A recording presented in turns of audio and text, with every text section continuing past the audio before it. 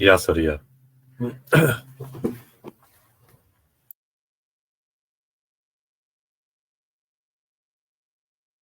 Okay, what about others? Yeah, Vijay. Okay, okay. Let me start the session.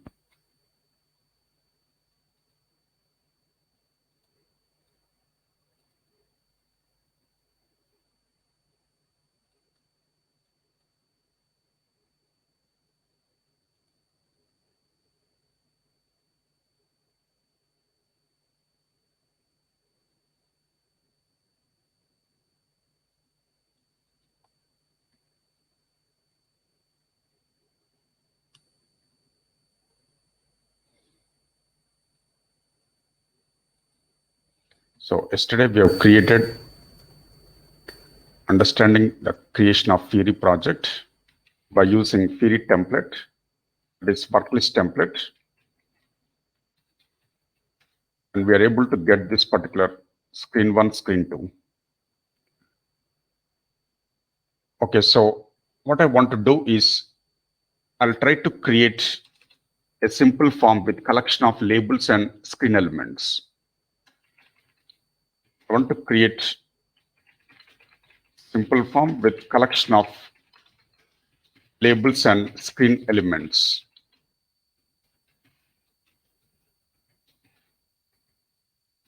And that too by using XML syntax. For all Fiori apps, XML syntax is recommended. So first we'll create simple form and it acts like a container.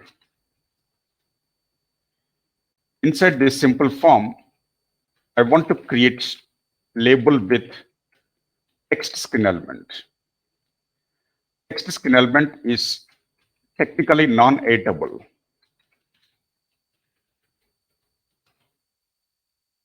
And label with link screen element.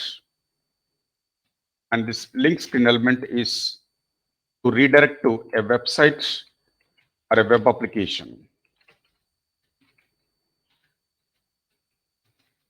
You can redirect to a website or a web application with the help of link screen element.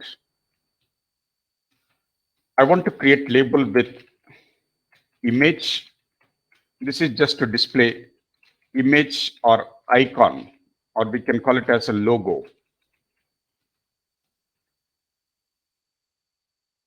Then I want to create label with input screen element.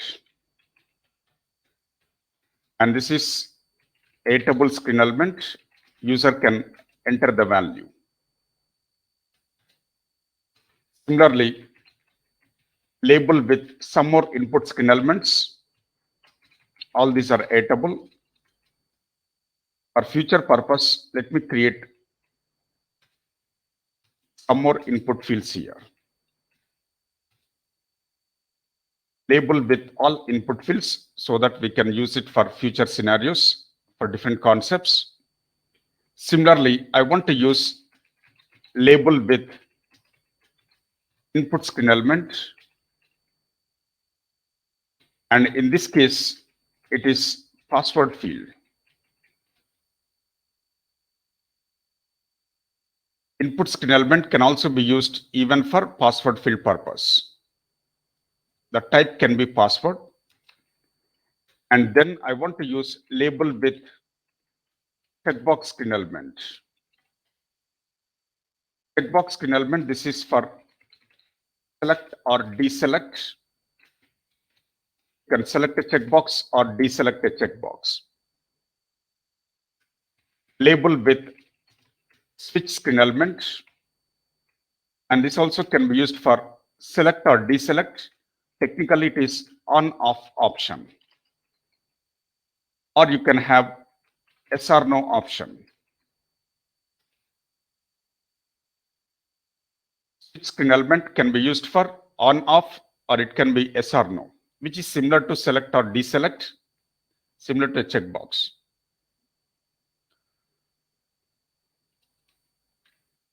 Similarly, label with, I want to use for example, rating indicator.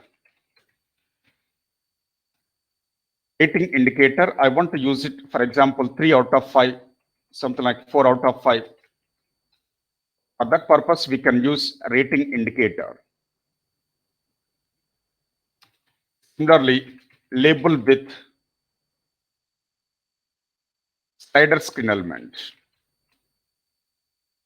And the slider can be used for accepting percentage, for example, 40% or 60%.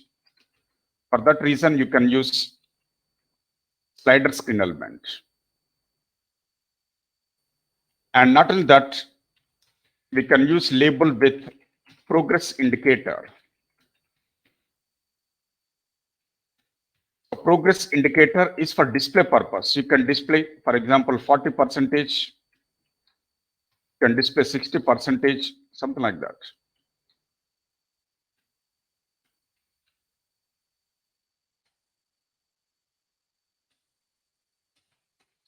And label with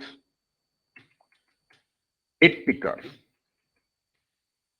Date picker is date. So I can accept date from the end user with the help of date picker. Similarly, label with time picker. We can accept time value from end user with the help of time picker. Label with, for example, date time input. Date time input. We can accept only date, only time, or date plus time. But this is outdated screen element, not recommended to use. Instead, you have to use date picker, time picker separately. Date time input, it's a old screen element. You can accept only date, only time, or you can use date plus time. But it's outdated. The alternative is you have to use date picker and time picker as a separate screen elements. Similarly, we can use label with text area. Text area is for multi-line input.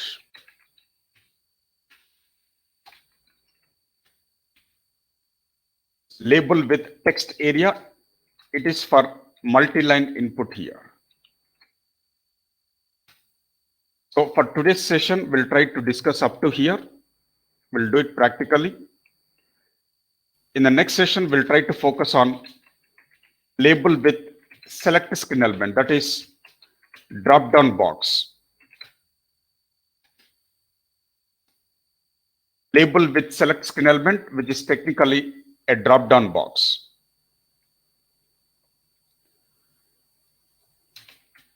And label with combo box. There's a separate screen element. Combo box can be used in the form of drop-down box, or you can use it in the form of an input text screen element. It's a combination of drop-down box. It's a combination of drop-down box as well as input screen element. So that's the reason why we are calling it as combo box. And then label with radio button group. Label with radio button group, you can use it for single select purpose. It allows single selection in case of radio button group.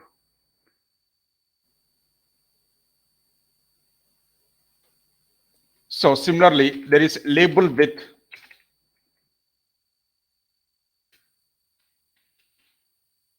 multi-combo box. Multi-combo box allows multiple selections here. And label with multi-inputs.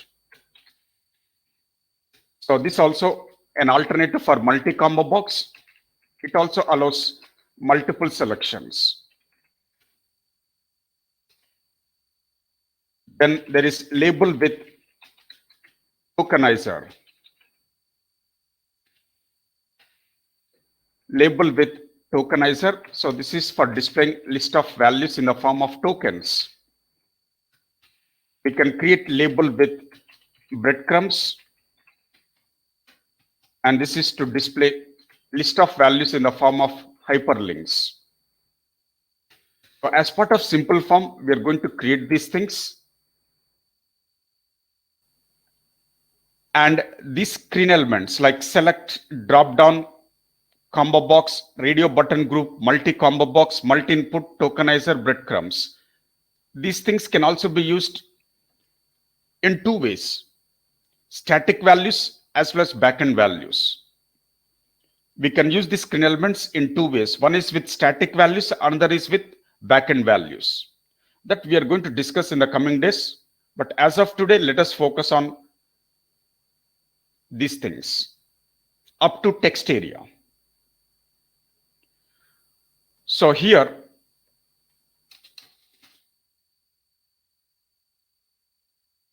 if you want to create any screen element as part of Fiori application, we need to know XML syntax. Let me just summarize this before we proceed.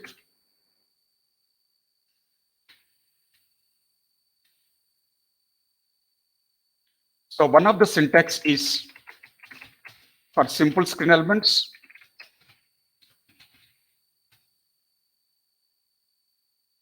That is, you can use screen element class begin tag. Screen element class begin tag, and you need to use screen element class end tag with slash.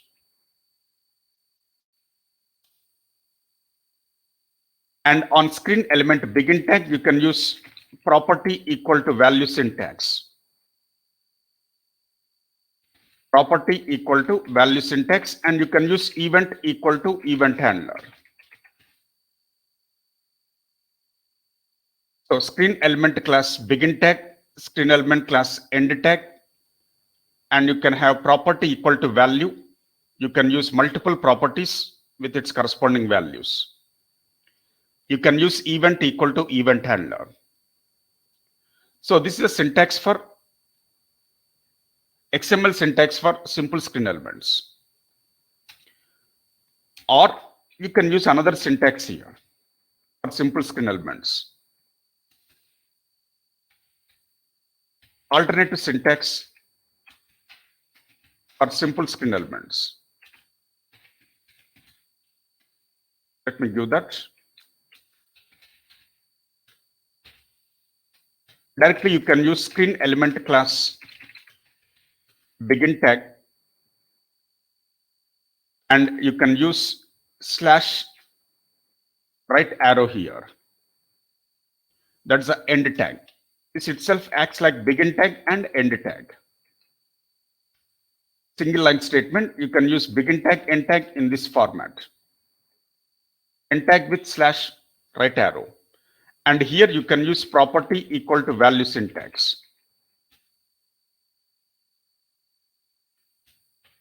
Property equal to value. You can use multiple properties. And you can use event equal to event handler.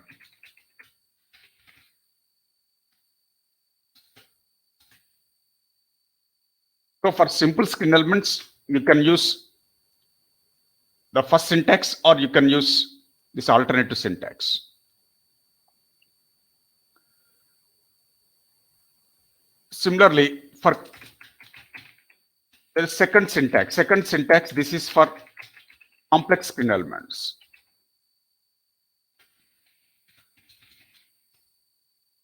Syntax 2, that is for complex screen elements.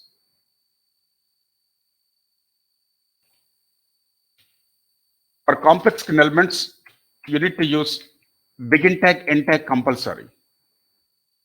For any complex screen element, begin tag, end tag is compulsory. So screen element class begin tag, and you can use screen element class end tag with slash. So there is a begin tag here, there is end tag. That's compulsory. And within this block, you can use internal screen element class begin tag, end tag. Internal screen element class begin tag, internal screen element class end tag with slash. Or you can have an end tag directly here. It's also possible. It's better to use like this. Internal screen element end tag separately. You can use this if you want, or you can use it in single line. For complex screen element, there is screen element class begin tag, end tag. Within that block, you can have internal screen element class begin tag, end tag. And here on main screen element, you can have property equal to value syntax. You can have property equal to value syntax. Similarly, event equal to event handler.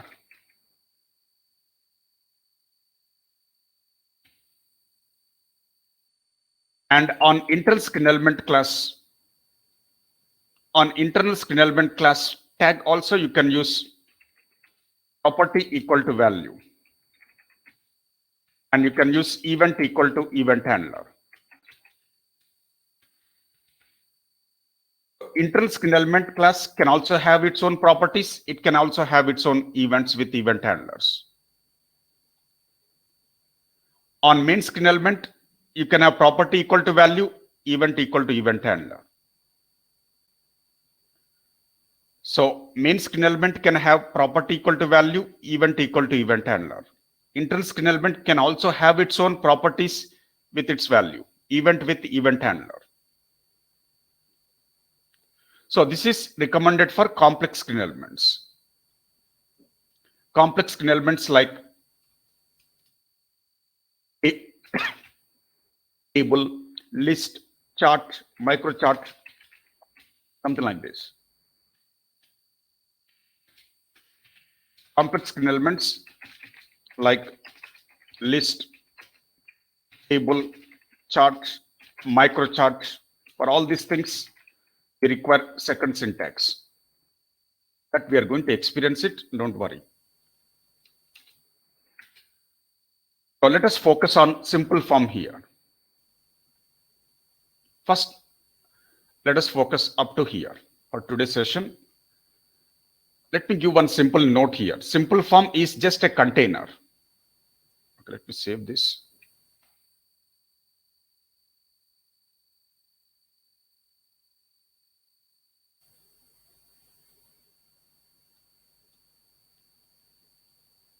So these are the two main syntaxes.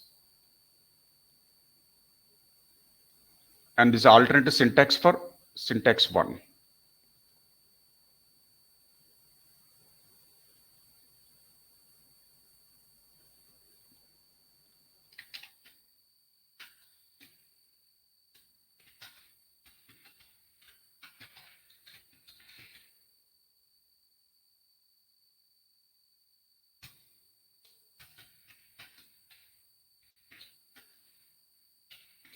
But don't forget this.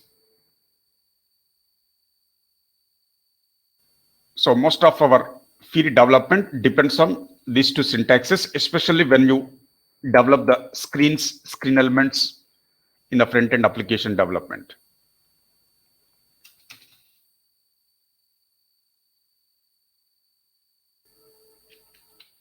XML syntax for creating screen elements.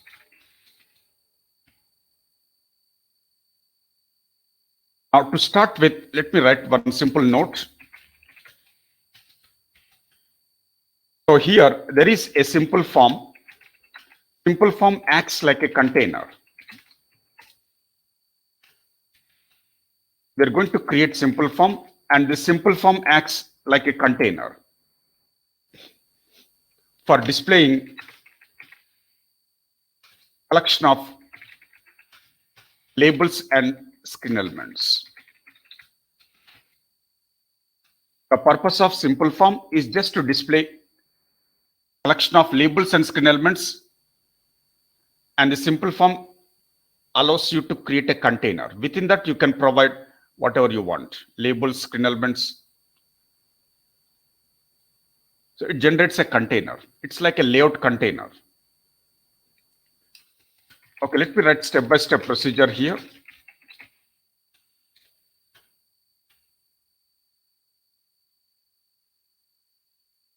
So first, you can open your web ID. You know how to open all these things now. Step 1. And yesterday we have created a project. So open that project. Open your SAP Fiori project, which was created as per yesterday's session.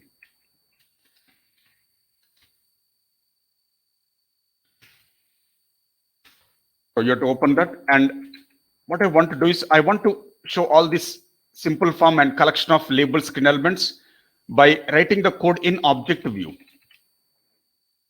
Object view.xml file.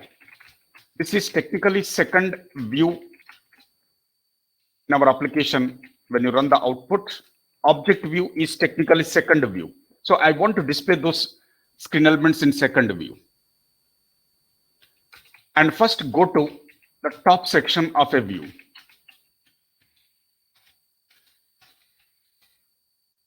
And here in top section, you have to register all the required libraries.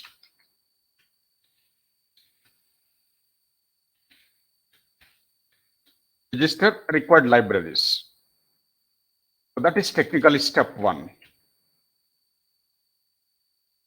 So in the coming days, we are going to use different classes from different libraries. So those libraries, let me register now itself.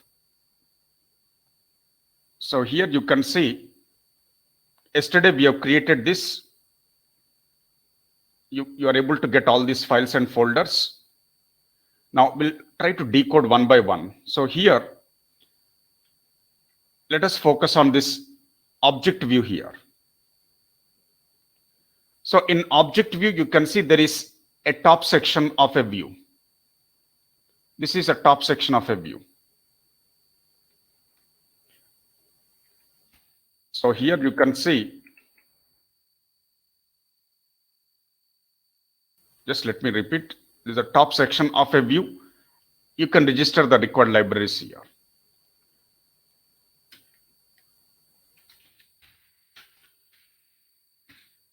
And then there is a full screen page with content area. There's a full screen page with a separate content area. You can see this. So inside this content area, you can create your screen elements. As a developer here, you can implement XML code for creating screen elements.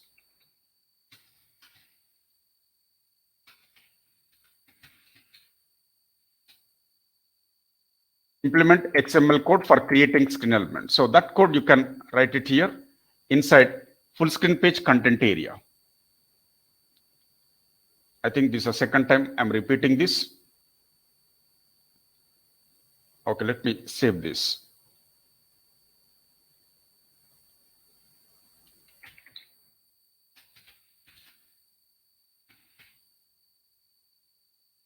Now first you can see here by default sap.m is a base library. You need not register this library. It's a base library and it's a default library for all Fiori apps. For that, there is no namespace here. XML-NS means XML namespace. XML-NS means XML namespace. For sap.m, there is no need of any namespace here. But if you closely observe other libraries, there is a namespace here, something like MVC. For this library, there is a namespace like semantic. For this library, there is a namespace like footer bar. So only one library, that is sap.m, it's a base library. It doesn't require any namespace. But for all the other libraries, some namespace is required here. So similarly, I want to add some more libraries by using the same approach. XML ns : some namespace. For example, core. I want to register one library, SAP UI core. That's a library name. SAP UI core is a library. I'm registering with core as a namespace here. By using that namespace, you can refer the classes belonging to this library. XML ns : let me use, for example, form. SAP UI layout.form. So SAP UI layout.form, that's a library. We are registering with form as a namespace. I can access all the classes of this library by using this namespace in the further coding. XML ns : you can use layout or you can use XYZ, it doesn't matter. Make it meaningful, let me use layout. For this, you can register one library, SAP UI.layout. SAP UI.layout is library. We are registering with layout as a prefix here. That's a namespace. Similarly, XML ns : let me use microchart.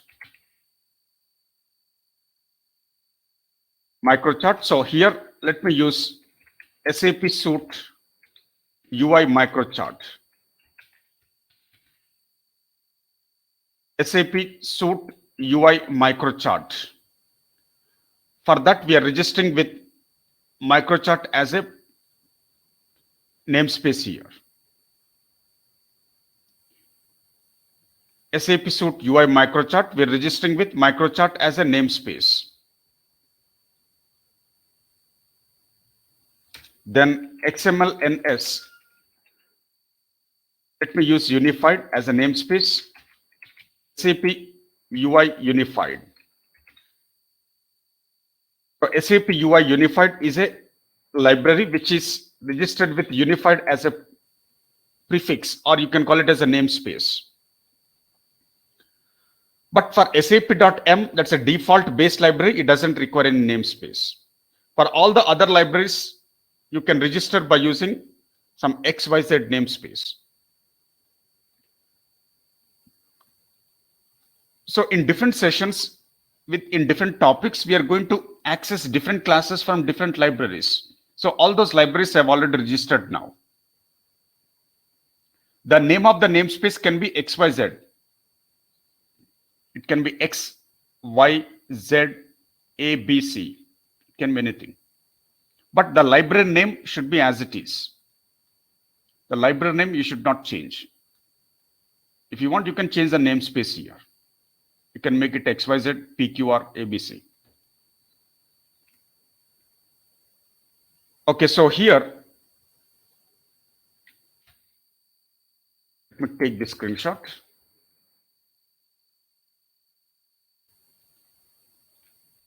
Okay, these are the libraries that we have registered at this point of time.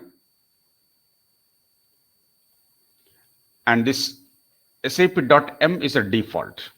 Let me just highlight this as well.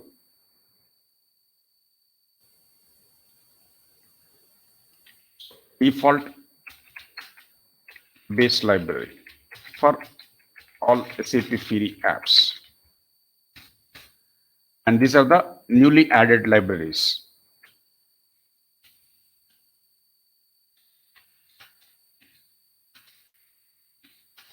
As per requirement, you can add it.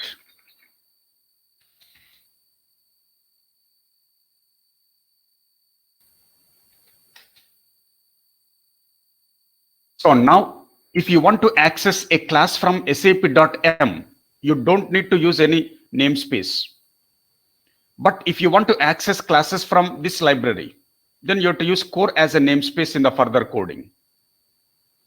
If you want to use classes from this library, then you have to use form as a prefix. If you want to use classes from this library, then you have to use layout as a prefix. If you want to access classes from this library, then you have to use unified as a prefix. That's the advantage of using a namespace prefix here.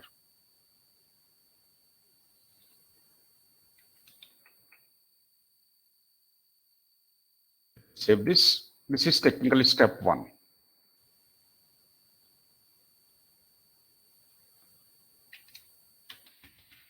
Register the libraries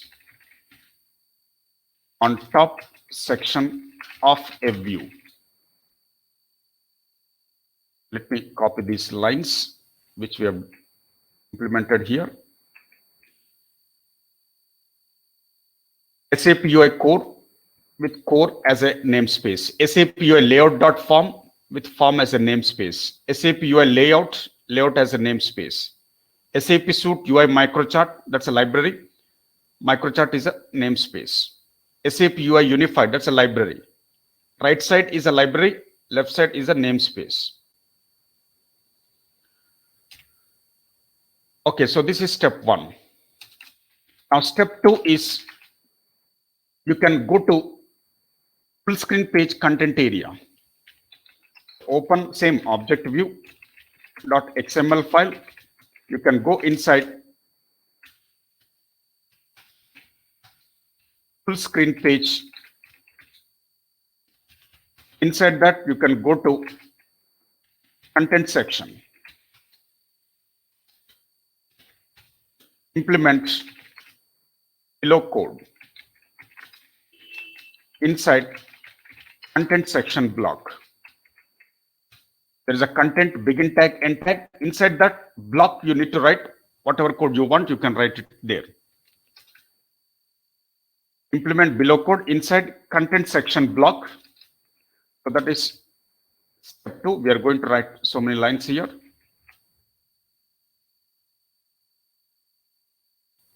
Now here you can see there is a full screen page. There is a full screen page. Inside that there is a content area. Now inside content area, we are going to write our own coding here. For example, I want to create a simple form, but simple form is a class. Simple form is a class that is part of this library, SAP UI layout.form library.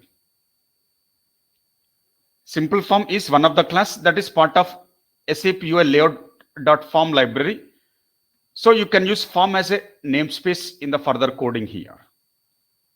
You can use form : then now you can access the classes of that particular. Here you can see the different classes in that particular SAP UI layout.form library. Simple form is one of the class. You can see this. Simple form is a class that is from SAP UI layout.form library. You can notice that. Now use begin tag, end tag because it's a container. Use begin tag, use end tag separately because it's a container. You can call it as a complex screen element. You can call it as a container. Containers also will have begin tag, end tag. Now this is a separate block. So within this block, you can place collection of labels and screen elements now.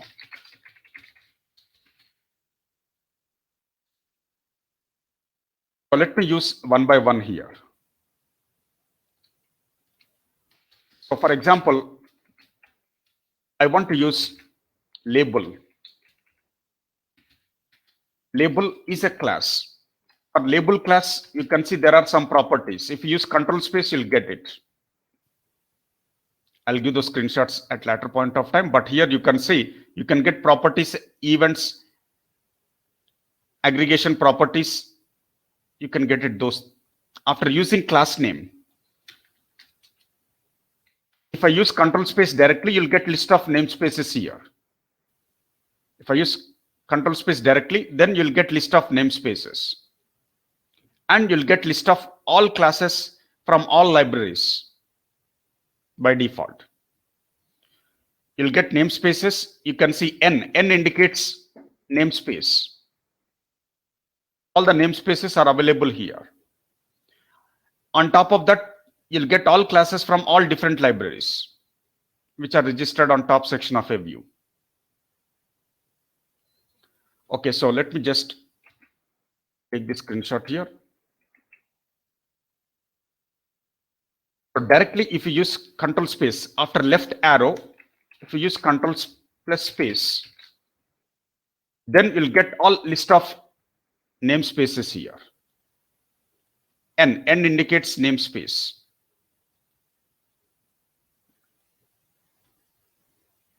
You can see N indicates namespace. You'll get everything here.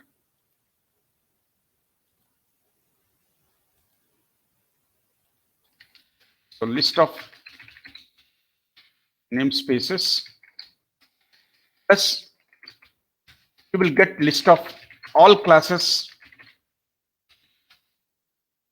from all libraries. So what you need to do for this? For this, you have to just use left arrow and control space.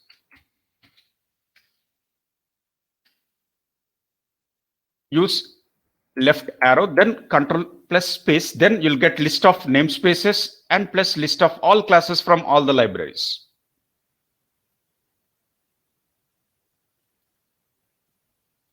Okay, so let me just highlight this.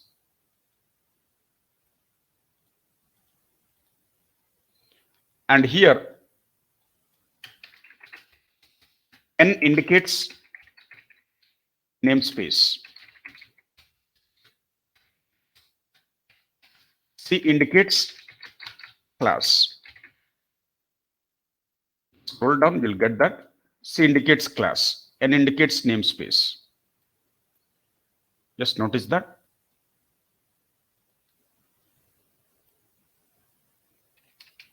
This is like N indicates namespace. Okay, so let me use, for example, label.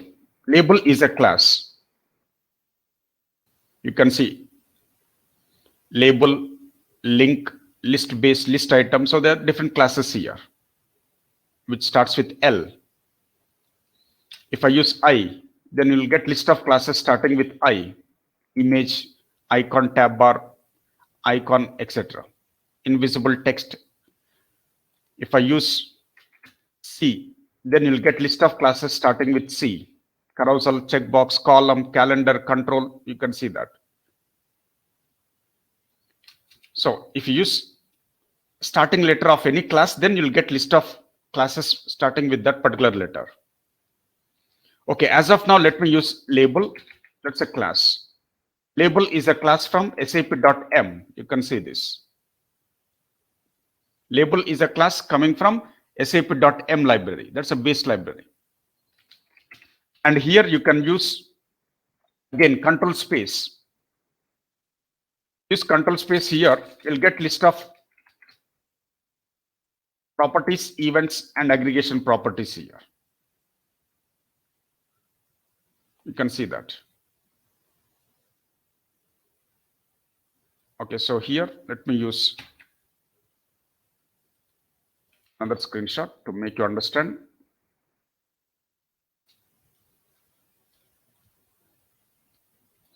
So if I use control space after class name, if I use control plus space, then you'll get list of properties and events. You can see properties, events, you can expect here.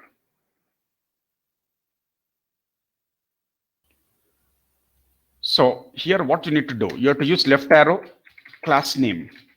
After that, if I use control plus space, that is to get list of properties plus list of events plus list of aggregation properties also you'll get it.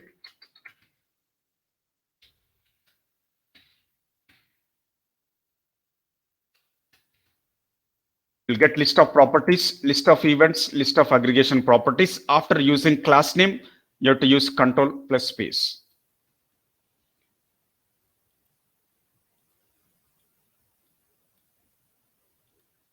Okay, let me write a simple note here.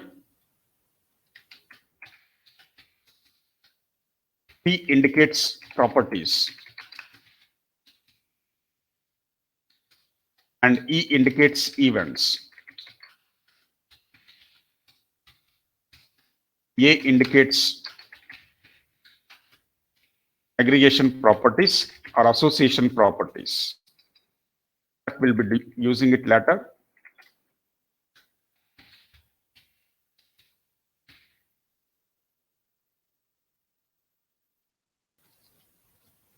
Just notice that.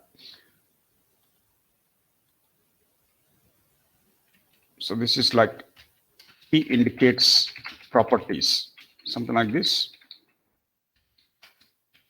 E indicates events. E indicates aggregations. Right, so here, let me use, for example, text property for label. I can use text property. For text property, you can supply some value. For example, about Oasis. One of the property. Text is a property, and this is the value of that property. And if you want, you can use other properties. For example, text direction. Text direction, for example, RTL, right to left, something like that. Design. Design is a property. You can use standard or bold. These are fixed values. For design property, these are the fixed values. You can use bold text, bold label, or standard label. Let me use bold. Similarly, here I want to use text signalement. After label, I want to use text signalement. You can see text is a separate signalement here. Text is a signalement class from sap.m library. And for text signalement, text is one of the property. For that, you can supply the value. For example,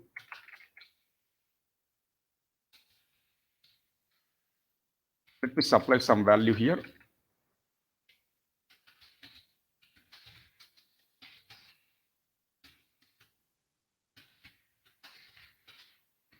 Like this. Some text I'm trying to supply here.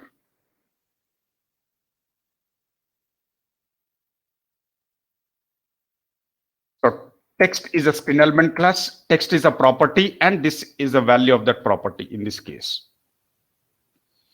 And if you want, you can supply this through separate files. This entire text you can supply through other files that we will be discussing later.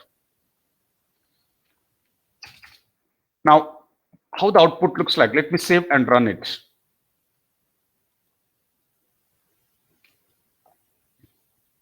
So here you can see left side there is a label. Left side there is a label, and right side there is a label text. There's a label left side, text signalement right side. We're able to get this. Now let me add other signalements here.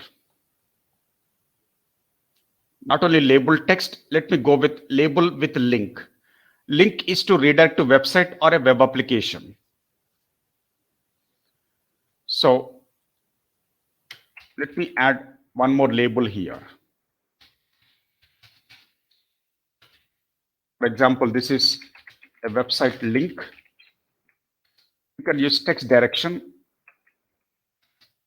Not mandatory, but if you want, you can use it. And you can use a design.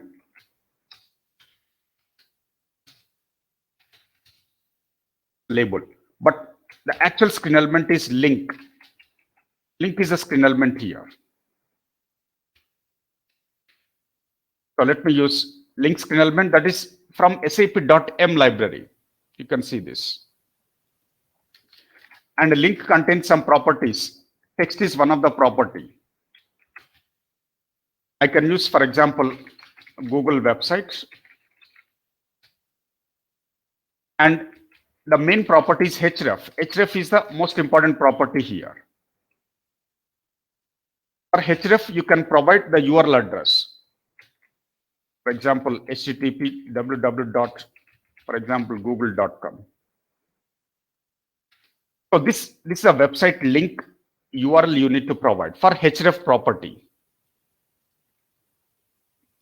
And then you need to use target. I want to open this website in a separate window or a separate tab. Then you have to use target as underscore blank. You can use target underscore blank so that the website will be displayed in a separate tab or a separate window. And you can close that tag. So let me run it. So now you can see left side there is label, right side there is hyperlink. If I click on this link, it redirects to Google website because of that href with URL address. On selecting this link, it is redirecting to it. So it's working fine. There is no problem. If you want, you can use some width here.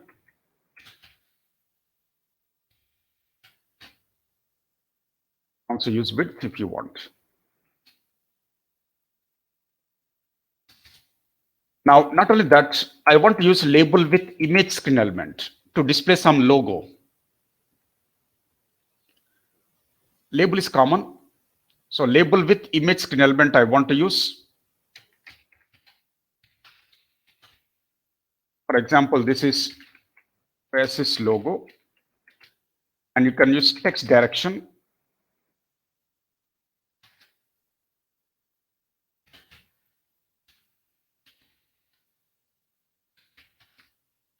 Let me use logo design with bold. Now here, this is just a label, but the actual screen element I want to use is image. You can see a list of classes starting with I, image, input, icon, tab bar, invisible text, etc. So image is a class from sap.m library. So you can use SRC property. SRC is the important property for image. There are several properties, but we'll try to use important properties. SRC is one of the property. Event handlers will discuss later at right time, not now. So SRC is a property. For that, you can provide some image name here with dot some extension. And you can use height and width. These are common properties. For example, 50 pixel. Width is another property. Let me use 50 pixel.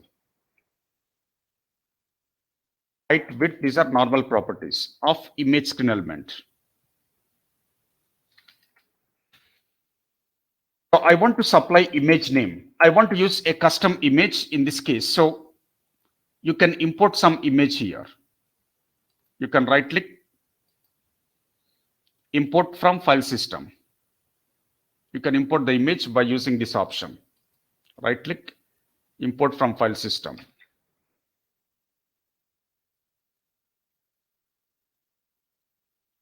Is to import image into theory project folder. Let me import one image. Right click, import from file system. Browse it. And you can select some image. Let me go to some desktop or image folder. Here you can see, for example, I want to use Oasis logo here. Oasis logo. So let me click on open. So the file name is oasis.zip file. And this image I'm expecting in output page. Okay, let me go to that coding part. Here you can provide that image name with extension, but you have to use with slash image name, that is oasis.zip file. So you can save and run this. Now you can see there is label left side, image right side. So that image is displayed. Because of height and width, we have provided 50 pixels, so it looks small here. If you want, you can increase height and width. Okay, let me write one simple note. Import image files into project folder.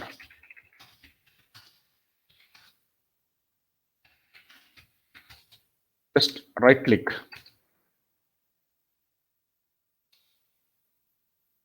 Import image files into Fiori project folder. Just right click on Fiori project folder. Then import from file system. Mouse, pick the file.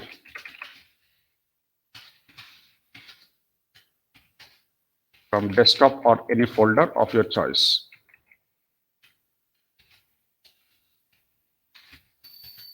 That's how you can proceed. Every step I'm mentioning here, every point. So you should be able to practice very easily. Right, so let me go for next skin element. So image is displayed with some logo. Now I want to go with label with input skin elements here. I want to use label with some input skin elements so that I can accept some input values from end user. So here, let me add some labels. Label text. For example, enter user ID. And text direction design, let me use these things, common. Like this, let me use some collection of labels here.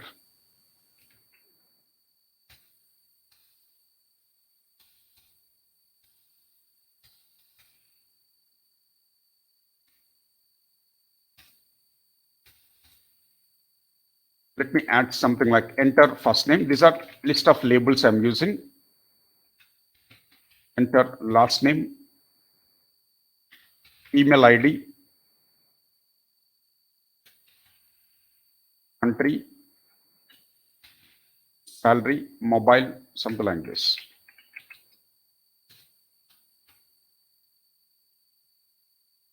So these are the labels I want to use.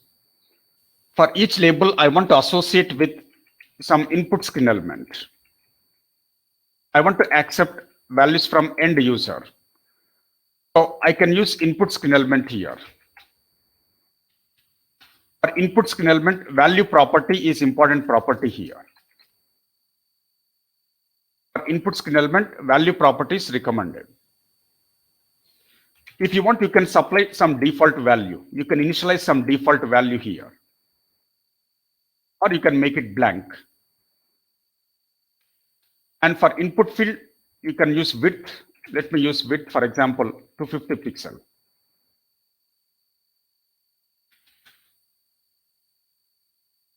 We are using input skin element class, value property. The value is blank, width property, 250 pixel.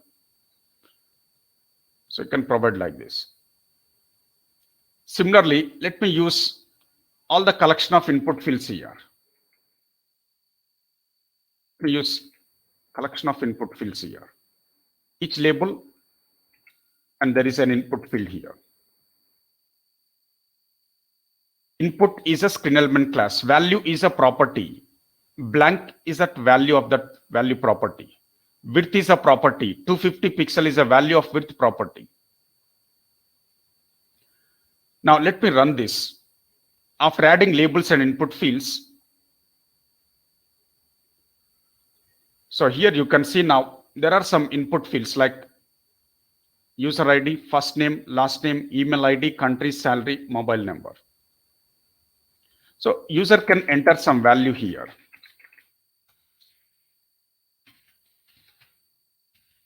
And we can trigger some actions that we are going to do it in the coming days.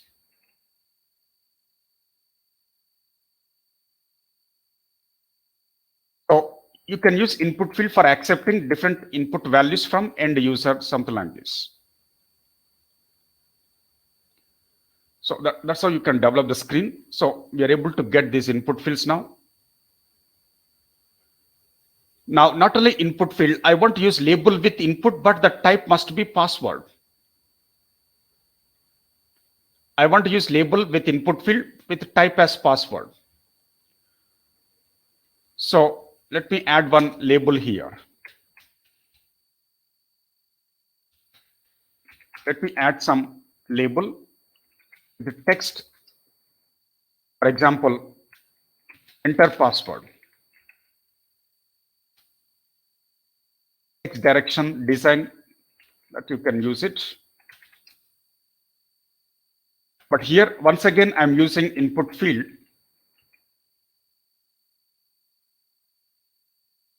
With value property. Let us make it blank value. And here I can use width 250 pixel. And I want to use one more property, that is type. For input field, type is one property here. For type property, you can provide something like type as password that you can supply here. The type of this input field, I want to make it password, so you can select this standard value here, password. So save and run this. Now you can see these are all normal fields here. These are all normal input fields. Notice this.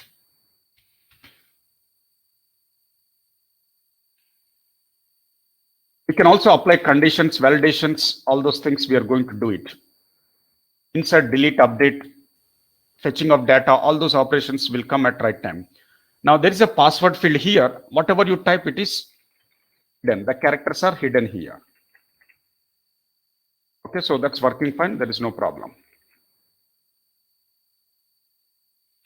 Right, so let me go to the next screen element. I want to use label with checkbox. So first let me add label here.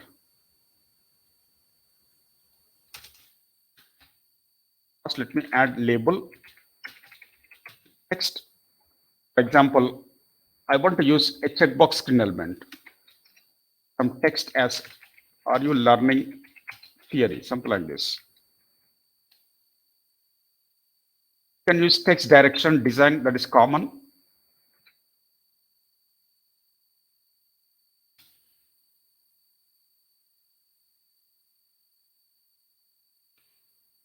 Now here I want to make use of the actual screen element, that is checkbox. Checkbox is a class. You can see list of classes are loaded when you use something like C here. The list of classes starting with C, they are loaded. You can see that. So C indicates class. Let me take this screenshot.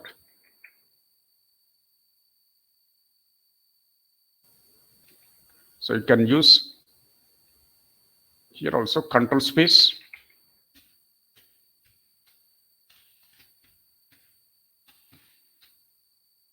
After left arrow, you can use control space. Then you'll get list of classes here.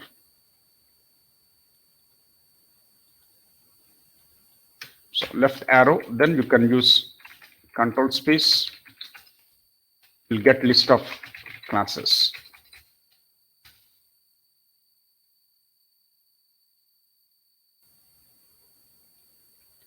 And here C indicates class.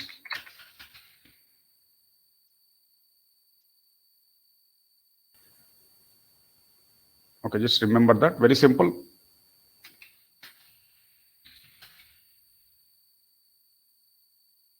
Now I want to use checkbox. Checkbox is a class. I want to use it from sap.m library. That's a base library. Let me use checkbox. And here checkbox contains some properties like here you can see selected property is one of the property here. Select is event, selected is property. Let me use selected property. It supports standard values, true or false here. So let me use default false. So the checkbox is not selected if I use false by default. So let me run this. So here you can see there is a checkbox. There is a spelling problem, learning, yeah.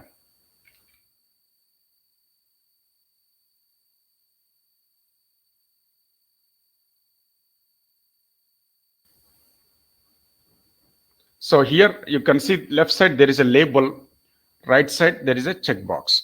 Default it is not selected because it is false, but user can select or deselect and we can capture that status at later point of time. Now let me go with next screen element, that is label with switch screen element. You can have on off option here. In case of select deselect, the alternative is you can have on off with the help of switch screen element. So let me add label text here. Let me use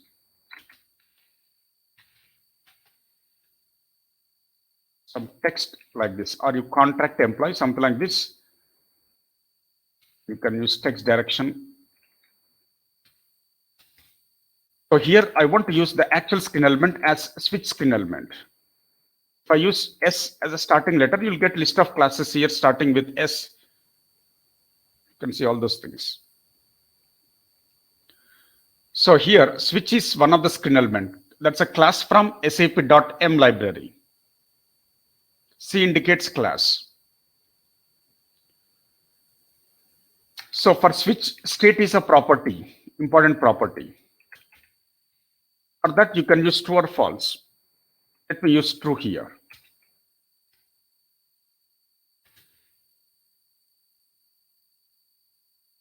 So switch is a screen element class, state is a property, true is a value, default we are making it on.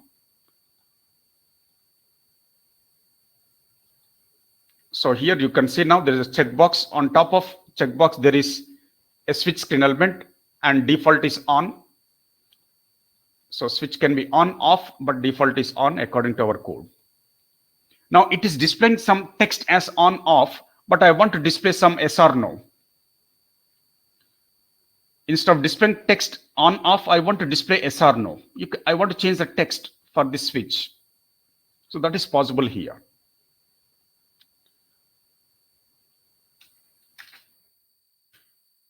So here you can see there is one property, custom text on. Instead of on, you can replace with S. Custom text on, I want to replace with S. Custom text off, I want to replace with no. On will be converted to yes, off will be converted to no. So you can change the text of that switch screen element here.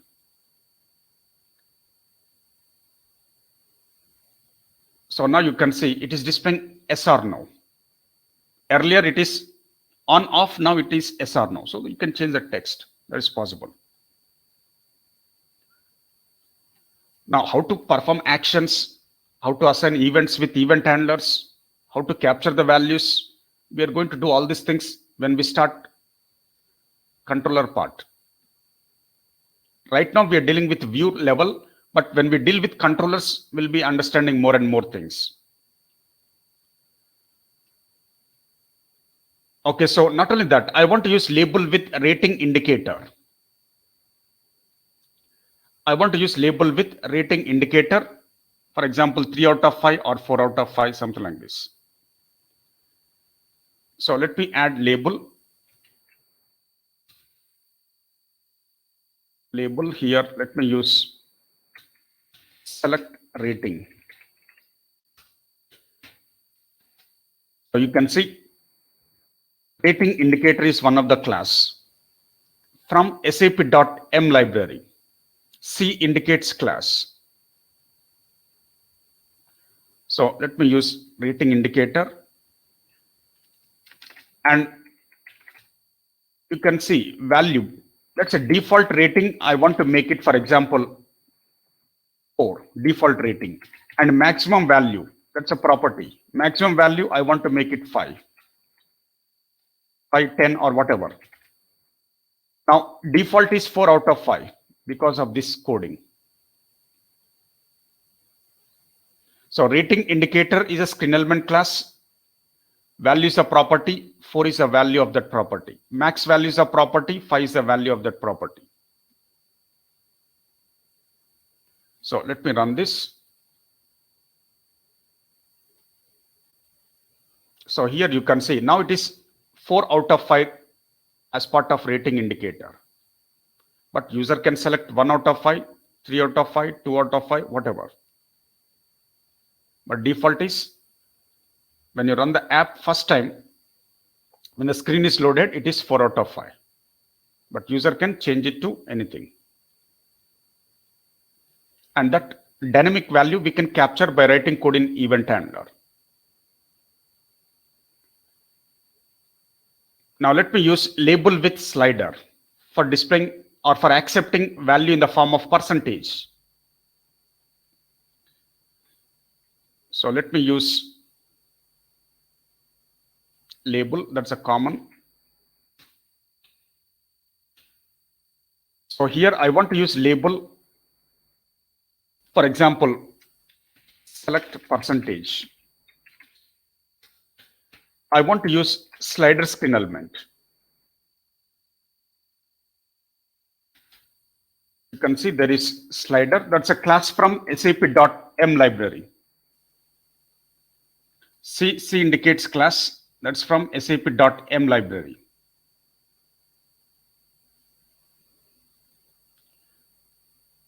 So here you can use value, for example, default, let me make it 80. Minimum value, for example, 0. Max is another property. Let me make it, for example, 100. Let me use width. Now, minimum is 0, maximum is 100, and default, we are making it 80. Min 0, max 100, default slider value, we are selecting 80. So these are all properties. Value is a property, min is a property, max is a property, width is a property. Slider is a screen element class.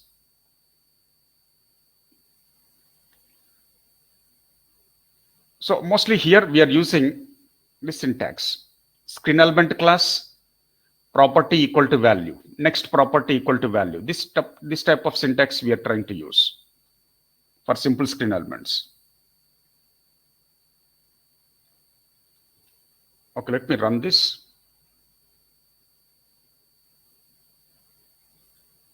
So here you can see there is a slider, and the slider default selected value is 80. You can see that.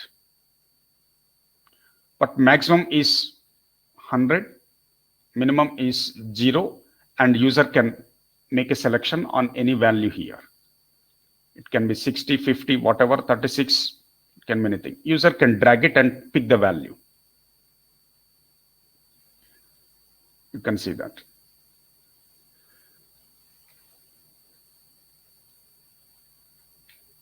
Okay, so next one, let me use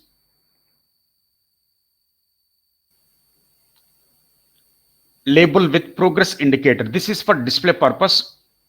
As of now, we are not accepting any value through progress indicator, but we can display the value through progress indicator. So let me use first label.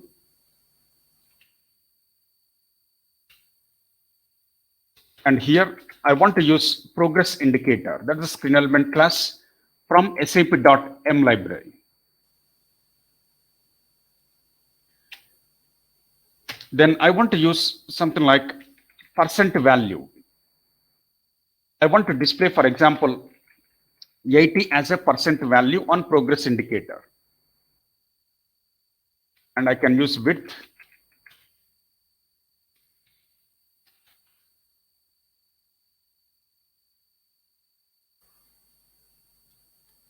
For progress indicator, percent value is a property. I just want to display 80 percentage.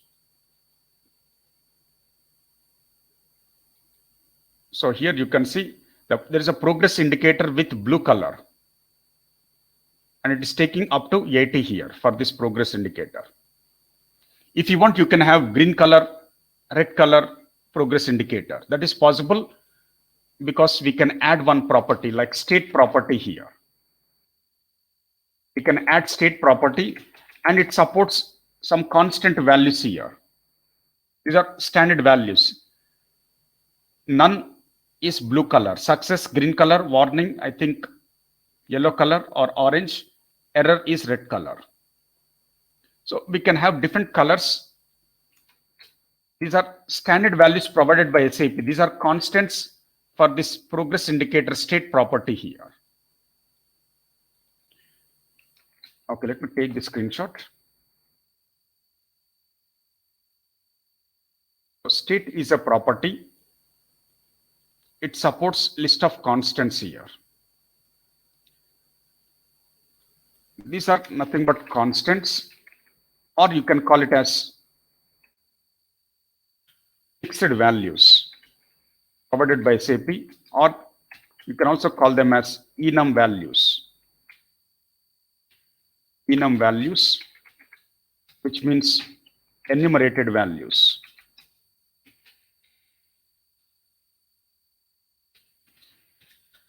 Different words, but meaning is same, or you can simply call it as standard values.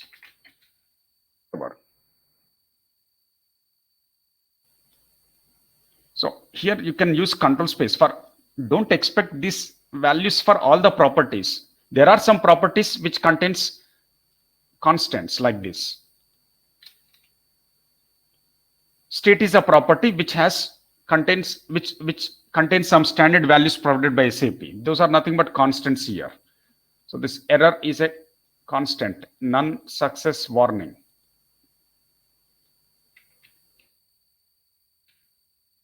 So here you can use control space. Let me add something like this. Within this block, here you can use control space to get list of constants.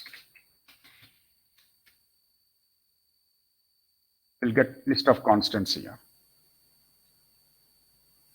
So according to this, error is red color progress indicator, none is blue color, success green color, warning is yellow color progress indicator you can expect. This is for colors. Different properties will have different values. Some properties may have values, some properties may not have values. When they have some values, they will have different types of set of values. Okay, it's very simple.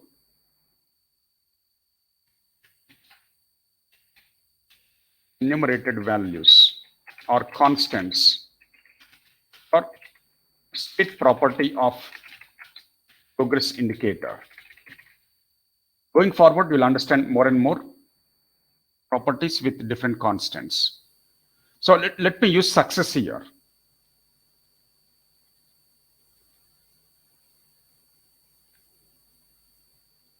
So now you can see there is a progress indicator with green color because we have used state as success.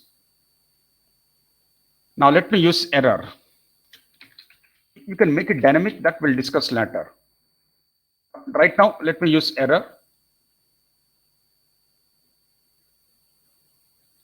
So when it is error, you are getting something like red color progress indicator here. So it's working fine. Let me just use success default. Let's stick to that.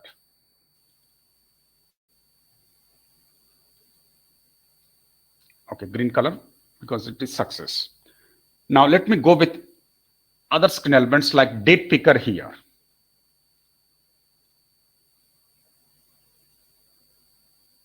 Label with date picker. I want to use date picker for accepting date value from end user. It's like an input field, but with a date format.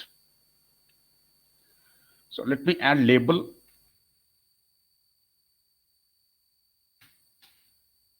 For example, select date. I want to use date picker here.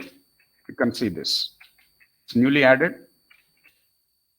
Date picker and value is a normal property. You can see value is a property. And here you can have width. For example, let me use 250.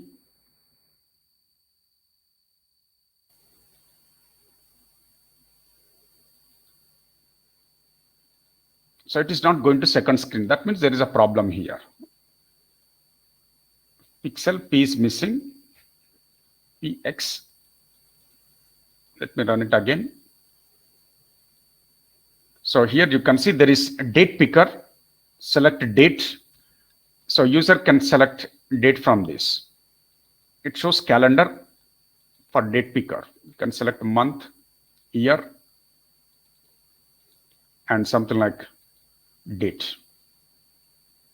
So it opens a calendar. That's purpose of date picker here.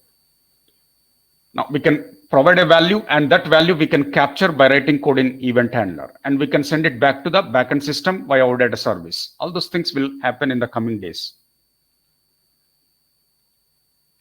Okay, similarly, let me use one more label here for time picker. I want to use label with time picker.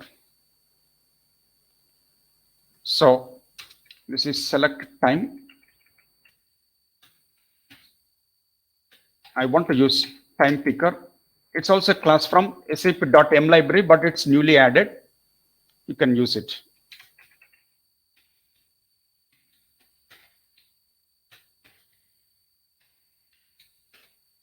Value, let me make it blank, and width, example 250 pixel here.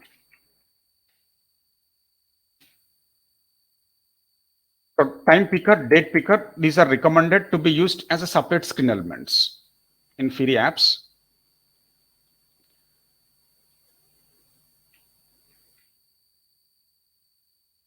Okay, you can see now. So here there is date picker, and then there is a time picker. When you select this time picker, you'll get hours, minutes, seconds, AM or PM.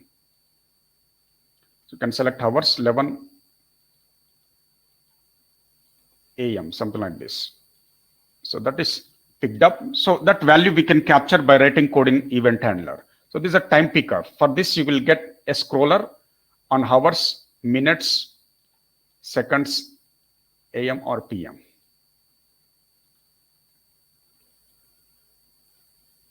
Okay, not only that, in old applications of Fiori, we used to use date time input. That's a separate screen element we used to use, where you can have only date or only time or date plus time. But now it is outdated. Don't use it in the future projects, especially this one. Instead of that, you have to use date picker, time picker individually. Just for knowledge purpose, let me add this as well, date time input.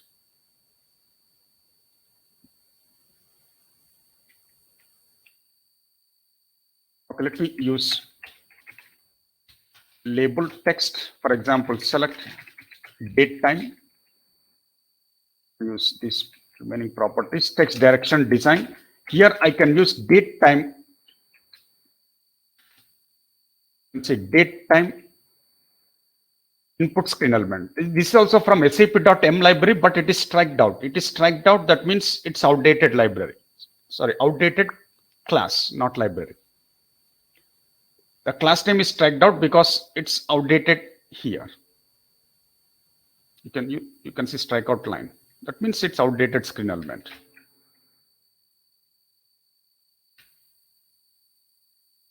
Let me complete this here. Date time input screen element. Also can have value property. You can have width. Example 250 pixel. And here there is one option. Type is one of the property of date time input screen element. For this, you can use only date, only time, or date plus time. It's up to you.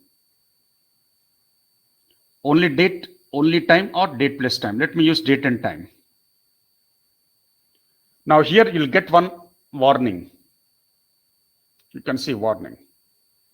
That is outdated. It's deprecated. You should not use it. Instead, you should use date picker, time picker, screen elements.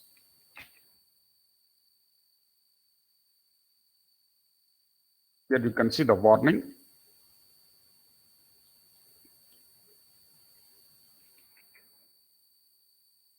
So date time input is deprecated. That means it is outdated.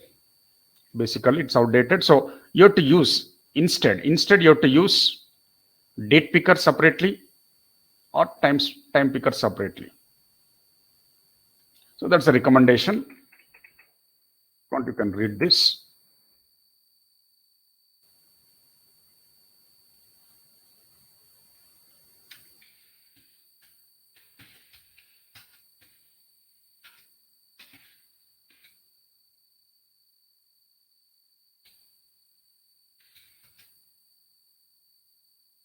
So let me try this output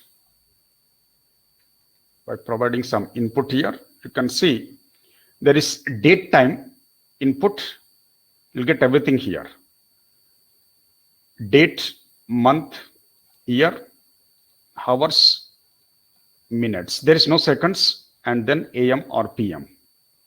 You can pick that. So both date and time, everything in single field. That is because of date time input in this case. So you'll get a pop-up like this. For only date, you'll get like this. For only time, you'll get like this. But in case of date plus time, you'll get like this. So these are different screen elements here. Date picker, time picker, then this is date plus time input.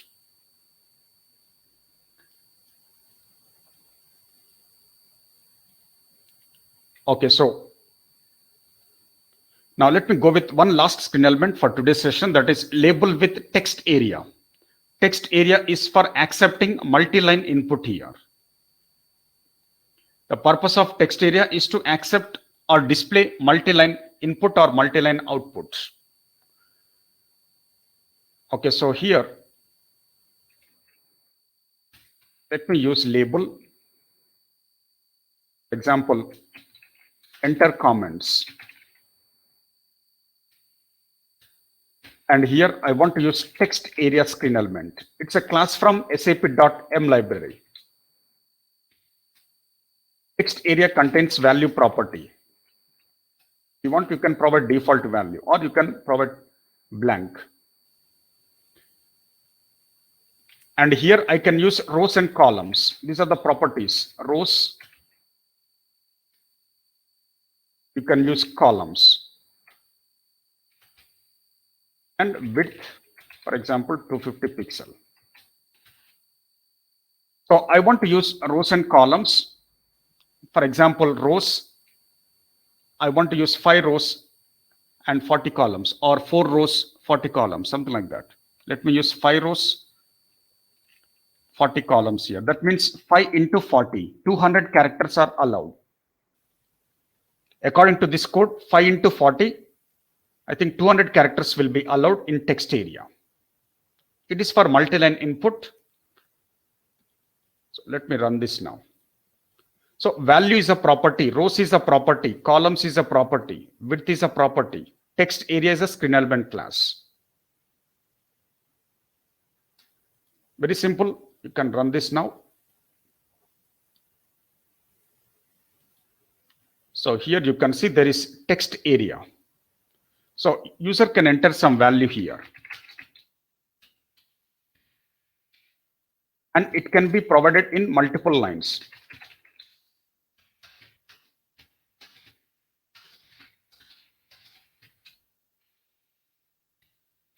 So end user can provide multi-line input, or you can also display multi-line output.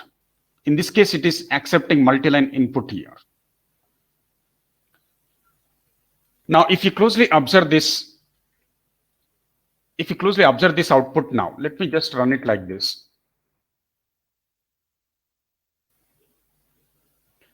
So simple form is a container. It is loading the screen elements in this manner. It is loading all the screen elements with left and right combination, with left side labels, right side screen elements. But there is a lot of gap here. So there is a lot of gap here in between labels and screen elements. If you want to remove that gap, what we can do is we can use layout property on simple form container. We can use one property on simple form container. So here you can see there is a simple form. On simple form, you can use some layout option here. Layout is a property. You can use grid layout, responsive grid layout, responsive layout, something like this. Let me use grid layout first. Let me run it with grid layout. So now you can see the screen elements looks like this. That's taking a grid layout format here by default. Of course, we can use rows and columns. The output has changed here because of grid layout. Now let me change it to responsive layout here. Let me check what happens. Responsive layout. Now this is a default. This is a default responsive layout. So in default responsive layout, it will generate empty space between labels and screen elements here. I want to skip this space, then you can use a different layout here. You can use responsive grid layout. That is mostly suitable. Responsive grid layout. Save it and you can run this. Now you can see this is much more meaningful. There is no empty space between labels and screen elements. It's properly displayed. That is because of simple form container contains layout as responsive grid layout. So this is how it looks like without any empty space between labels and screen elements.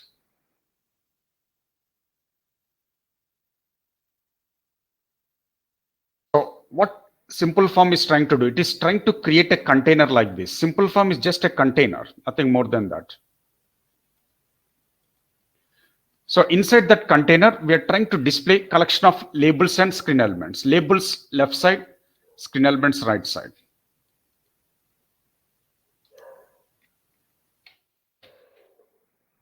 Okay, so here, let me provide like this. This is a simple form container with collection of labels and screen elements. As of now, this is the output. You should get it for all this. Up to text area, we have done it. In the coming days, we'll try to do other options as well. Now, what you need to do is first register the libraries on top section of a screen of a view, and then go to full screen page content block. Inside content block, you can write whatever code you want. So this entire code is implemented inside content block. You can see here. Simple form, labels, screen elements, everything is inside content block. So be careful. After understanding the entire approach, the coding part, then we can make some little bit other changes as well. But as of now, let us stick to this. Go to object view, go to full screen page, you can go inside content area. Inside content area, you can implement the entire code. So let me provide that code here, your reference.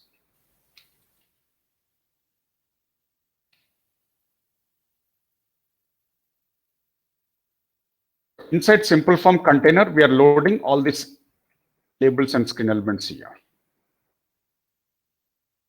Each screen element has its own properties. Please notice that.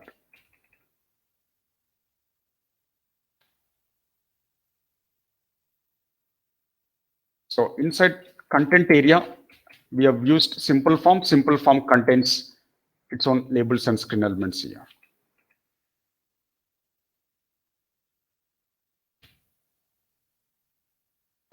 In this case, we are completely using XML syntax here. For creating screen elements, always we use XML syntax in Fiori apps. So step 3 is you can save all the files, run the app. Select project folder and you can click on run. Then you can check the outputs.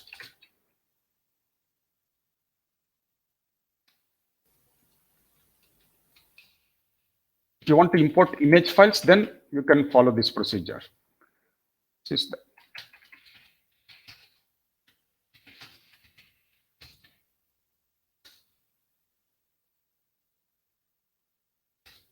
all the files. In this case, only one file, that is object view. Save that file, select your project folder, and then click on run. Very simple. Now, if you have any doubts, you can ask me. Hello, sir. Yeah, what's the doubt? Can you come on the screen? Yeah, here. If you are saying select the folder and run, means select the folder means this is the one folder. Z8. This is the okay. Project folder. Folder means project folder. That's a main folder.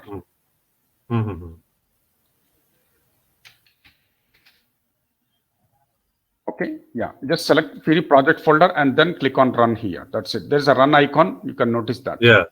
So all time we have to do select the folder and run here. Correct, sir? Yes. And second thing, need to open two screens. One is the web ID and second is the Fiori apps. Correct?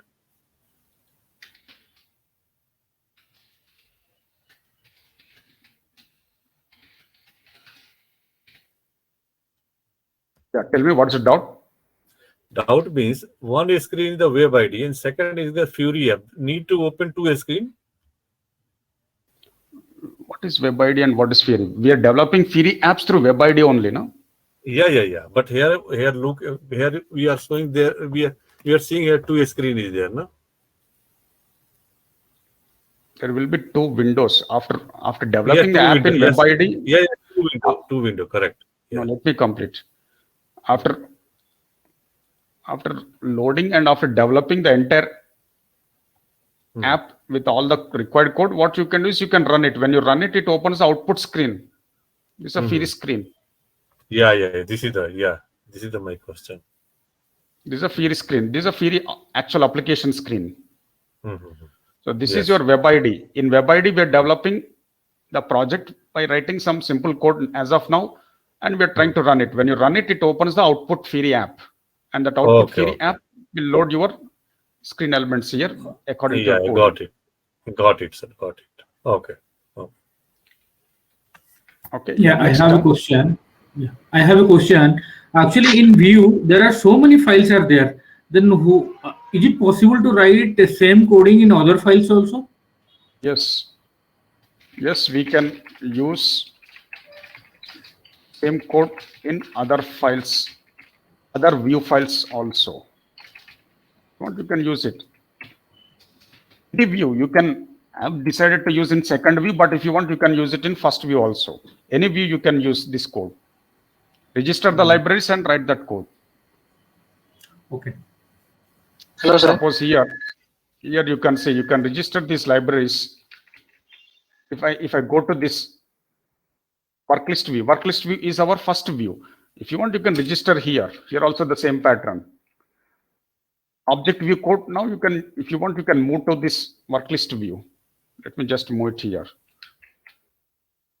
So here also there is a content area, full screen page with content area. In content area, in first view also, you can use that code and you can run it. So now you can see, this is a first view. In first view at the bottom, you can see there is a table. This is a first view. On first view, we are able to get that form now. And on selecting record, it goes to the second view now. But in first view also, you can add the screen element, the same code, same syntax, everything is same. Same libraries can be used. So here you can see this is your Launchpad tile box. If you select this, it loads the first screen. The first screen is loading the simple form now, in this case, along with the table. So the code, whatever we are writing, this code is not specific to object view. Please remember that. This code can be used in any view, in any application according to your requirement. The libraries are also generic. You can use it in any view. Okay. Yes, we can use same code in other view files also, just now shown you. Let me remove that.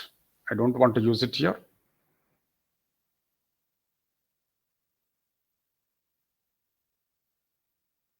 Okay.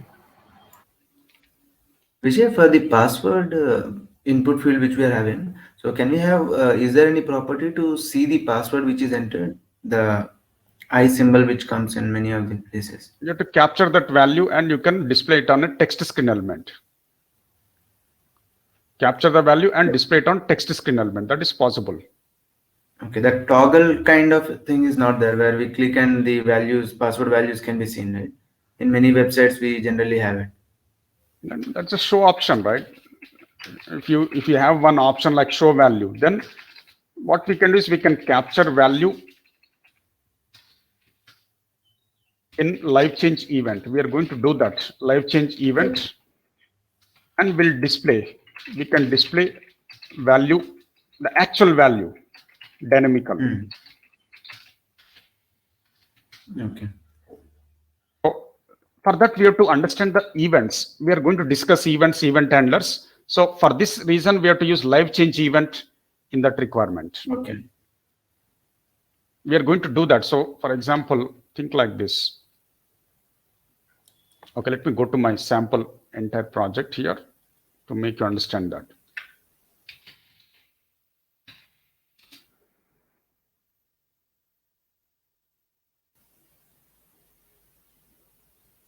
So here you can see something like there is password field. If I type something like India@2019, so here you can see it is typing that dynamically. You can display the text at the bottom, or you can display it sideways you can display, or at the bottom you can display. As soon as you type something, so it is displaying that. Okay. So for that reason, we have to use live change event here. Okay. Okay. Unmuted. Sir, for time and date, shall we make it as a system date and system time as a default after? Yes, we can set it. We are going to write the code in like on init method. So yes, we can set a default system date or time. But that we have to do it through on init method, initialization method. There's a separate method, we are going to use it. On init is a method, that is initialization method. In that you can set the default. Okay, yeah, next down.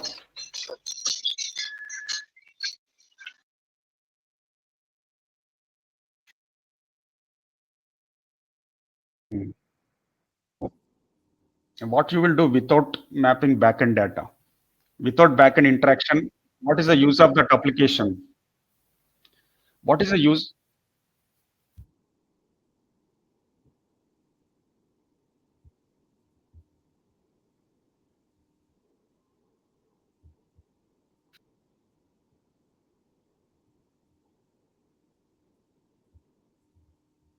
So in that case, what you do is you have to run the application with mock data. In that case, if you run the application with mock data, in this case, the application will not interact with backend records or backend service, basically. So run the application with mock data. In that case, OData service data is not fetched. It will pick the random data. It will populate some static data in that case. Okay. So that is possible.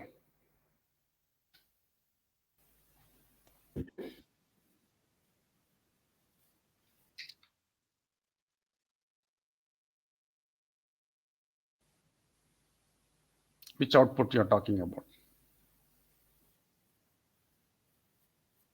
It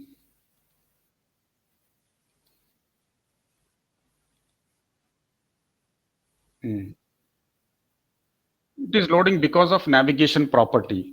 It is loading because of navigation link. That topic we are going to discuss, why you are worrying about that, loading and all those things. That's a separate topic. So navigation from one view to another view, that will happen with the help of routing technique. So that's a separate topic, right?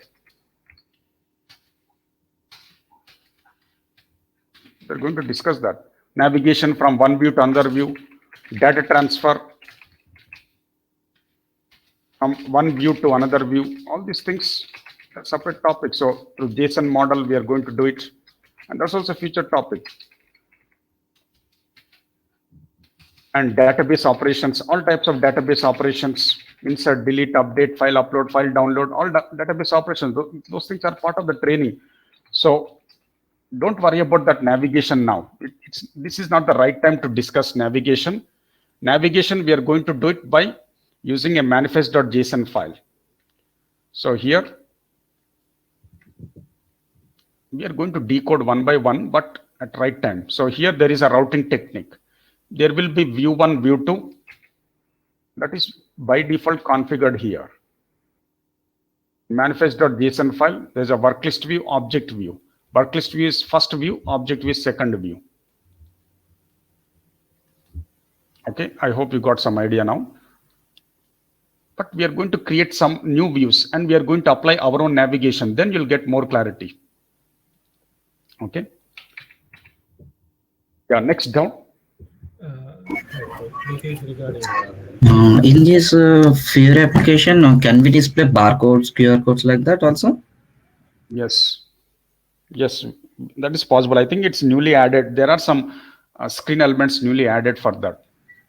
Okay. You can check it in the documentation, but that's possible.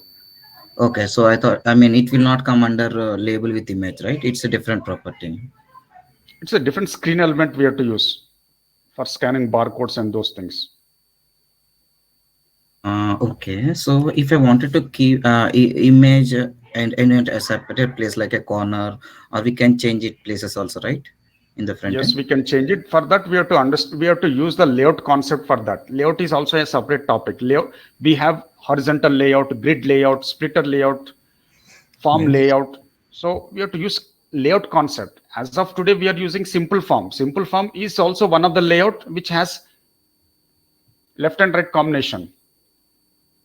So when you run the app, this is simple form. It's a layout technically internally. Okay.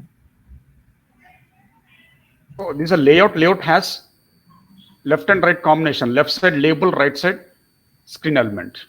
That is a behavior of simple form. Similarly, there are other layouts: panel layout, splitter layout, horizontal layout, vertical layout, grid layout. We are going to use horizontal box layout, vertical box layout. In that case, you can adjust the screen elements according to requirement. Okay, so that means in this simple layout, this logo we can't display at the top corners, right? That is also possible, but again, ultimately you have to include a layout inside that container.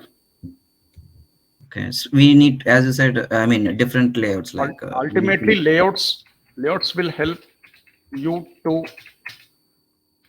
display screen elements in specific position or specific order. Okay. As of now, we are just using a simple form. That's also a container, but simple form has limitations.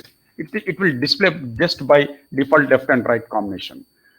By using other layouts like horizontal box layout, vertical box, and those layouts you can include inside the simple form container also. So you have to use a combination to get that type of output. Or else you can use a carousel. Carousel is also a container. So this is basically for displaying collection of image files on top section of a view. On top section of a view in the output, you can display collection of images by using carousel as a container. That's more suitable. Okay, yeah, next down. And also last out, if we show the, I mean, as I said, we have the fixed properties for colors, right? So apart of that fixed colors, can we show any other colors also, or it's the only colors that Fiori will support? If you want other colors, then you have to use CSS concept, cascading style sheets. Okay. Other than fixed values or fixed colors, for example, then we need to add .css file, cascading style sheet. Again, that's a separate topic once again. So we are going to use cascading style sheets for doing that. Okay. These are colors, background, foreground, whatever. Font size, font text, font family, letter spacing, word spacing. All those things we can change it by using CSS concept. Okay. Use other than fixed values or other than fixed colors, then we have to indirectly use s.css file with cascading style sheets containing style classes here.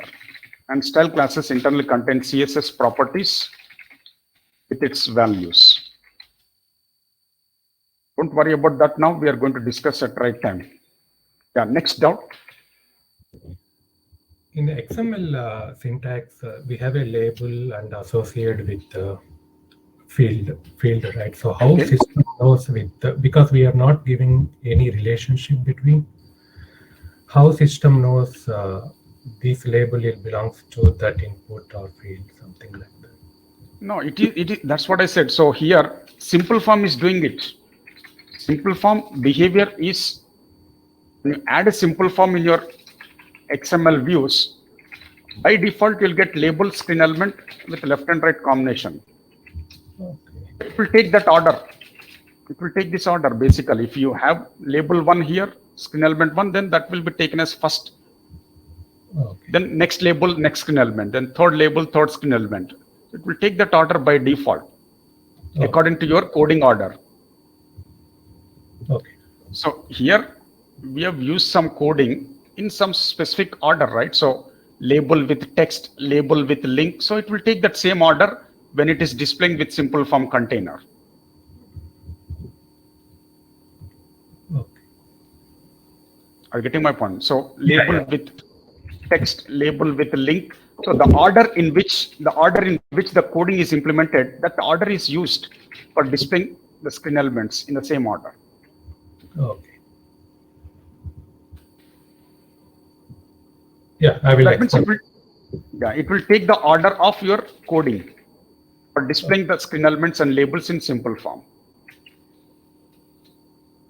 So say suppose if you want to change it, for example, I want to display logo as a first screen element, image, for example here, label with image.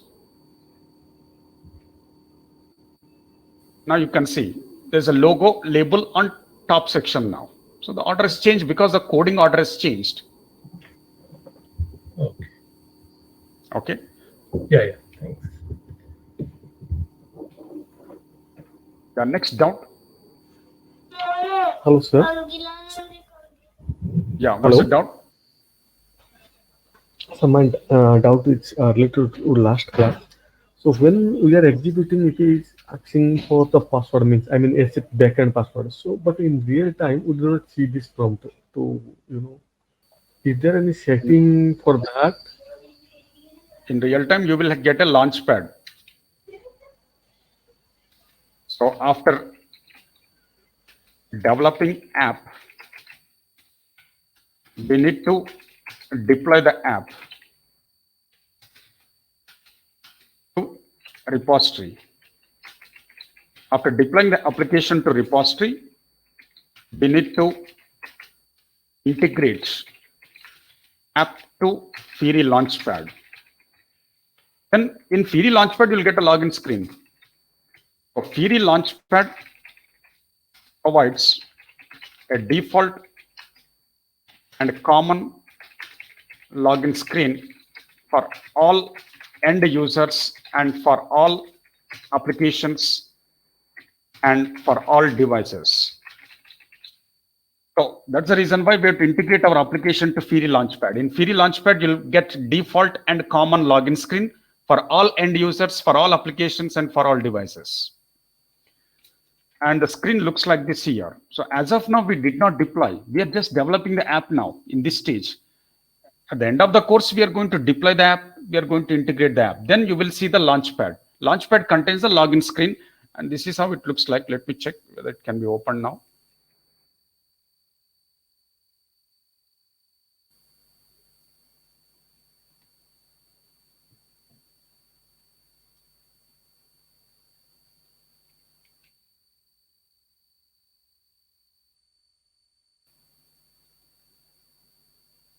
Okay, so here, this is the Fiori Launchpad login screen here. You'll get like this.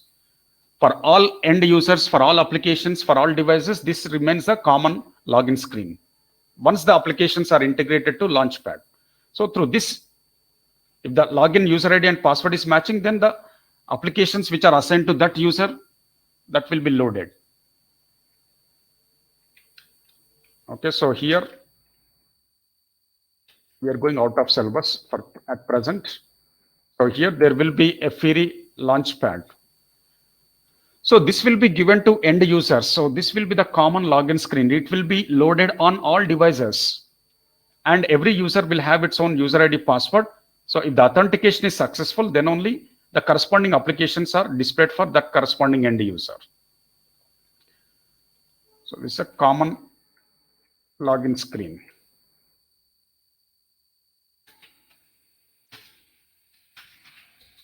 For all end users and for all applications and for all devices. So that's the advantage of integrating application to Fiori Launchpad. Fiori Launchpad provides SAP Fiori Launchpad.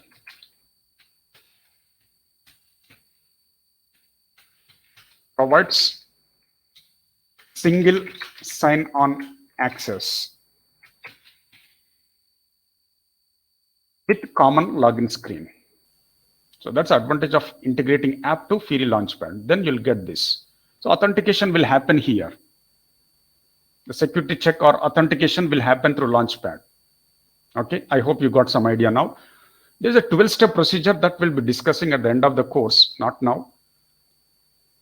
Just for idea purpose, I'm trying to view the screen.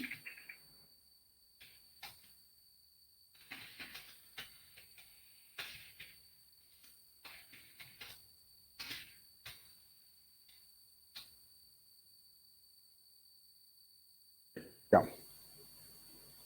Sir, actually, when the app will try to access the backend system, I mean, OData service, will it always ask for the SAP user ID password?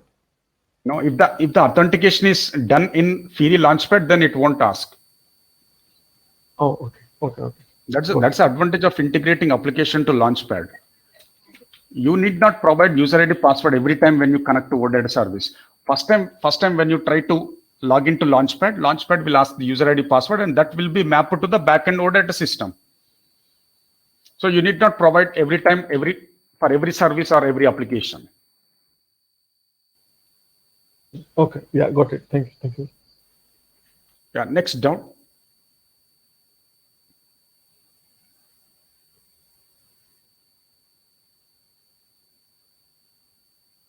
Is sequence important in case of property when you are giving the multiple property?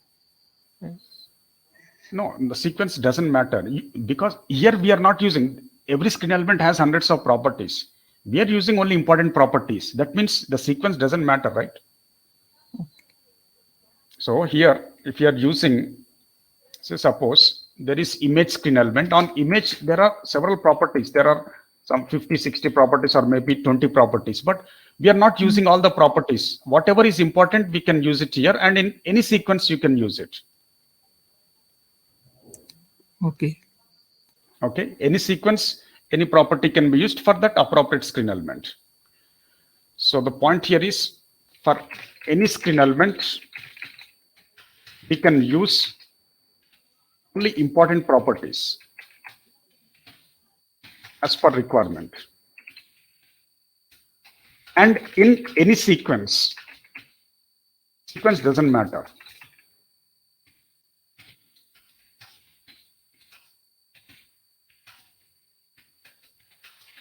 Next down, other students also please remember, sequence doesn't matter.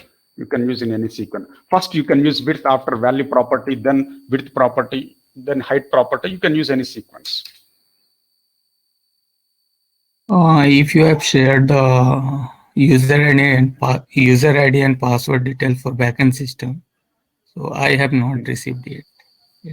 For all the registered students, we have forwarded at this point of time. I think your registration is not done, so that's the reason why you might not have received from the administrator.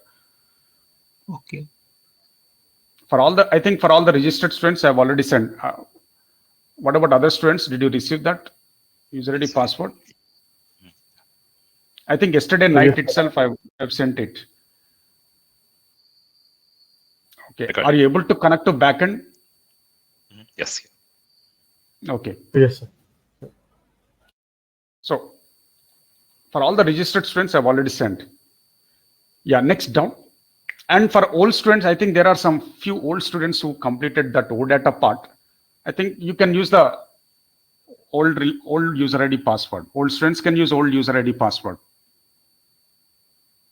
which you have used for OData practice. Yeah, next down, read out into the session.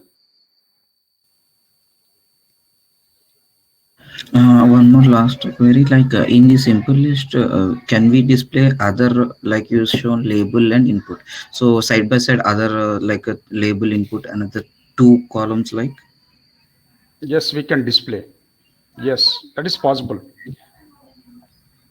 I mean, we need For to that, mention the property side by side. We have like? to use some columns and rows. I think we can mention on simple form. Okay. With columns and rows properties, there will be some options.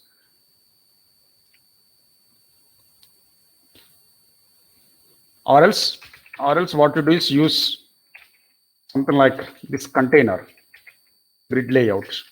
Grid layout, try to use it. Then in grid layout, you can display multiple labels and multiple screen elements also.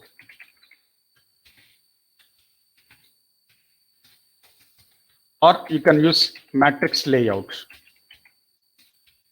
In matrix layout also, you can display multiple labels and multiple screen elements in the same line. All those things are possible, but you have to wait for layout concepts. So as of now, simple form by default is displaying one label, one screen element. But yes, we can display multiple labels, multiple screen elements also in the same line. That's possible. In one of the example, we'll experience that output. Okay. Yeah, next down.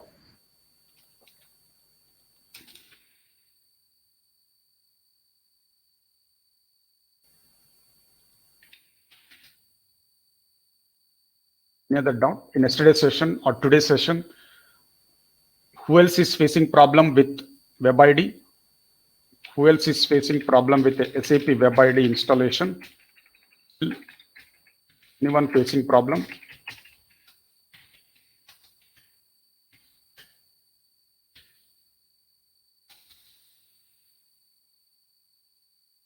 First, what you do is just install JDK. After that, install WinRAR. WinRAR also, it's better to install.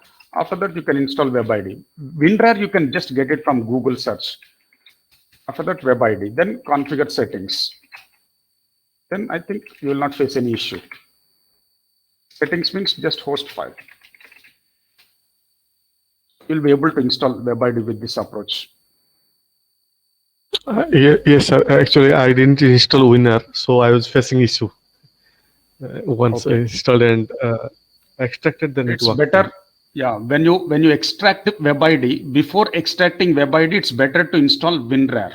Other students also, if in case you are facing problem, before extracting web ID, it's better to install WinRAR. It hardly takes 2-3 seconds to install this WinRAR. Yeah. Any other doubt? Divya, Radhika, Srinivas, Rajesh, Nagraj, Jaykar, any doubts?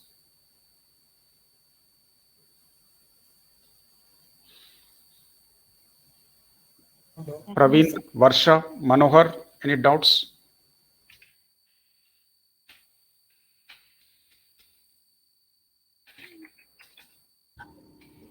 No, sir. Okay. No doubts? No. Okay.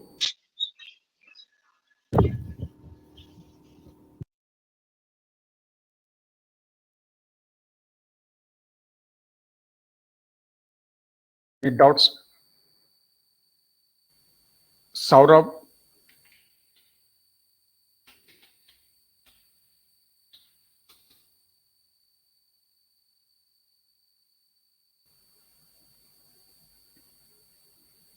No, Vijay, for today it's fine, well and good.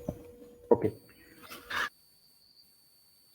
Okay, then I'll stop here. In the next session tomorrow, we'll discuss some more interesting topics, extension to this particular screen. Okay. Excellent.